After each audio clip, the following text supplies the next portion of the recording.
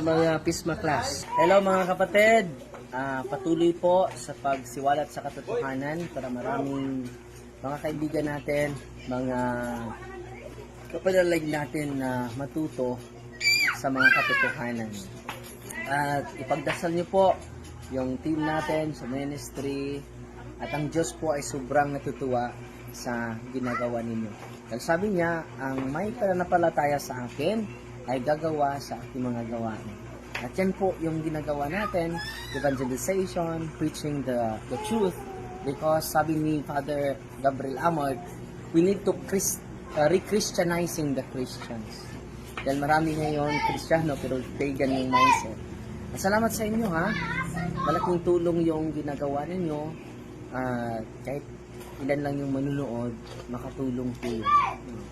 Kahit isa lang yung ma-converted natin, malaki na yung reward natin sa kaharian ng Diyos. Amen. God bless.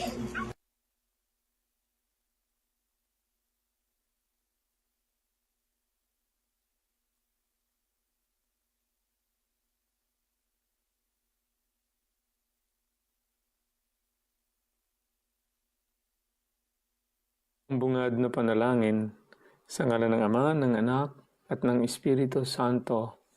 Amen. Pagpalain kami sa aming pagtitipon ngayon para sa pulong na ito. Gabayan mo ang aming isipan at puso upang kami ay magtrabaho para sa ikabubuti ng aming komunidad at tulungan ang lahat na iyong mga tao. Turuan mo kaming maging bukas palad sa aming pananaw, matapang sa harap ng kahirapan at matalino sa aming mga desisyon. Ama, pinupuri ka namin magpakailanman. Amen. Sa ngalan ng Ama, ng Anak, at ng Espiritu Santo. Amen.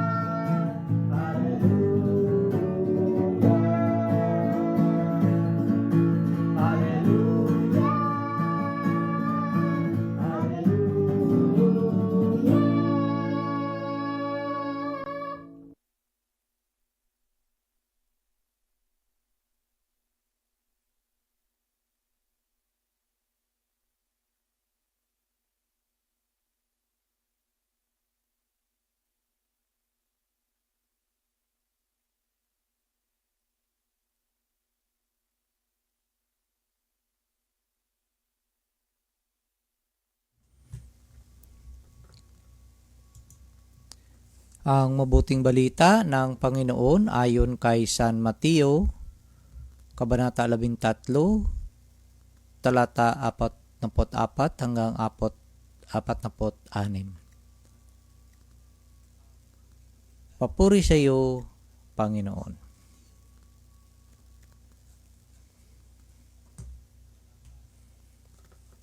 Noong panahong iyon, sinabi ni Jesus sa mga tao, ang paghahari ng Diyos ay katulad ng kayamanang nakabaon sa isang bukid. Nahukay ito ng isang tao at tinabunan uli. Sa laki ng tuwa, siya ay humayo at ipinagbili ang lahat ng ari-arian niya at binili ang bukid na iyon. Gayon din naman ang paghahari ng Diyos ay katulad nito. May isang mangangalakal na naghahanap ng mahahaling perlas. Nang makakita ng isang perlas na napakahalaga, siya ay humayo at ipinagbili ang lahat ng kanyang ari-arian at binili iyon. Ang mabuting balita ng Panginoon.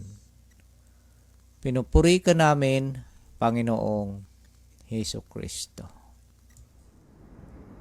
So papuri sa Diyos at maraming salamat sa ating gwapitong utod, servant leader, Insider ng Amerika, plus pa, kumpadre Yur Balairos. At sa lahat po, mapagpalang oras. At salamat po sa inyong panalangin. At lalo na sa inyong suporta sa channel na pinagkaloob ng Panginoon. At tayo po'y sama-sama sa pagnilay. Nandito po tayo ngayon sa garden ng isang simbahan natin. Ano po? At ito rin po ay isang basihan na sa ating narinig na ebanghelyo sa madaling araw dyan sa Pilipinas. Araw ng Miyerkules, sa 30 ng Hulyo. At napakaganda dahil ito po'y tungkol sa kaharian ng Diyos.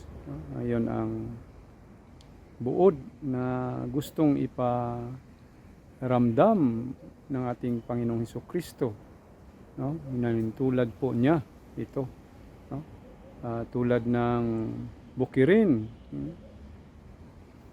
At tulad din ng mamahaling perlas. So, sa akin naman po ay napili ko ito. Ang garden, no? Na makapagbigay tayo ng panahon na instead na mag overtime o mag part-time sa ibang trabaho, ay napili natin dito dahil dito ay masaya at masaya tayo na madala ang mabuting balita, lalo ng pagmamahal ng ating Panginoon habang nandito po sa garden na ito. At ganun din masaya tayo na may i-deliver sa kusina ng ating mga brothers, no, na nag-aaral, ano po. At yung environment po ay makatulong sa kanila. Sabi ng isang pari rito, Salesian, sabi niya, yung aura daw ng kapaligiran ay makatulong sa kanila na mag-unwind, no? Dahil dati dito basurahan at matataas na damo. Ngayon ay hindi naman may pagmamalaki pero may makita kang mga tanim, ano po. So, yun ang nantulad ng ating Panginoon na kailangan tayo ay maghanap ng bagay na para makamtan natin ang kaharian ng ating Panginoong Diyos. At alam po natin na isa na po ito ang simbahan na itinayo ng ating Panginoon, na kung saan ay tinuturo po sa atin ang pagbabanal, no? Lalo na sa pagtanggap natin ng banal na katawan at dugo ng ating Panginoong Hesukristo sa araw na tayo'y tumanggap ng Eucharistia sa araw-araw, lalo na po sa araw ng Linggo, sa ating Shabbat, no? Shabbat natin ay Linggo, no? Dahil doon sa araw na yon ay nabuhay muli ang ating Panginoong Hesukristo. So, challenge po sa atin na tayo din magdala nito ng kaharian ng Diyos sa ating kapwa at sa mga kapatid nating mga Hudyo rito na hindi naniwala sa Panginoon, ay ipagdasal po natin sila.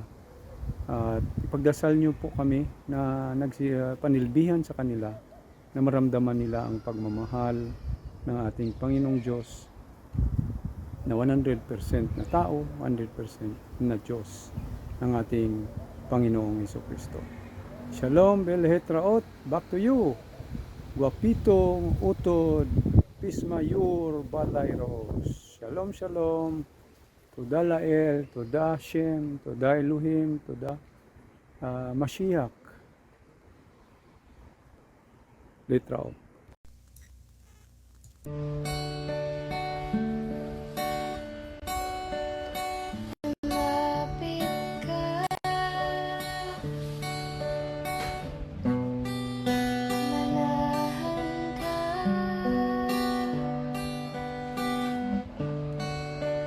halina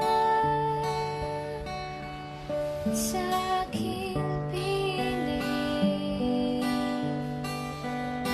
Tinatawagan ka,